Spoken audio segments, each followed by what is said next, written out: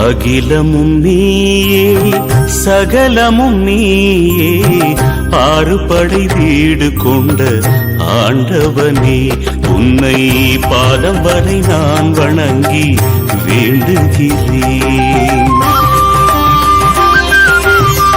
அகிலமும் நீயே சகலமும் நீயே ஆறுபடை வீடு கொண்ட ஆண்டவனே உன்னை பாதம் வரை நான் வணங்கி வேண்டுகிறேன்.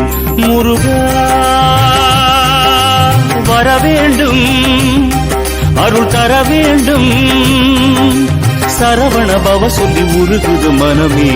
அகிலமும் நீயே சகலமும் நீயே ஆறுபடை வீடு கொண்ட ஆண்டவனே உன்னை பாதம் வரை நான் வணங்கி வேண்டுகிறேன்.